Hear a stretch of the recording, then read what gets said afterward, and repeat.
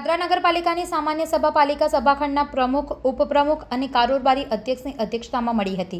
આ સામાન્ય સભામાં એજન્ડા અનેક મુદ્દાઓ પર ચર્ચા કરીને મંજૂરી આપવામાં આવી હતી।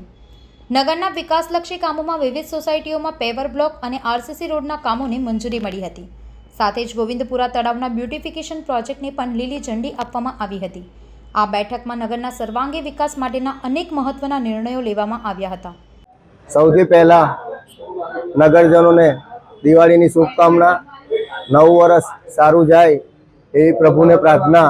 અને આજની આ પાદરા નગરપાલિકાની સામાન્ય સભામાં જ્યારે પાદરા નગરપાલિકાની ટીમ ચૈતન્યસિંહ ઝાલા બાપુ એમએલએના નિગરાની હેઠળ જ્યારે આ ટીમ કામ કરતી હોય ત્યારે 1 થી 30 મુદ્દા જે એજન્ડાના હતા એ આજે મંજૂર સર્વાનુમતે કર્યા છે અને 7 મુદ્દા જે ચેર પરના હતા એ પણ સર્વાનુમતે આજે મંજૂર થયા છે।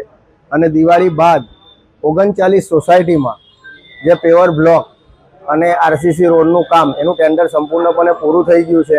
એ કામ ટૂંક જ સમયમાં ચાલુ થશે। છિપ્પાલ અંબાજી મંદિરથી કે સામળકુવા સુધીનો આરસીસી રોડ, ગાયત શારદા સ્કૂલ જે વરસાદી કાચ છે એ 1.5 કરોડના ખર્ચે, અને ગોવિંદપુરા તળાવ જે મંજૂરી હેઠળ હતું એ આપણને મંજૂરી મળી ગઈ છે 8 કરોડ રૂપિયાના ખર્ચે। એ પણ વિકાસના કામ આજે સર્વાનુમતે મંજૂર કરે છે।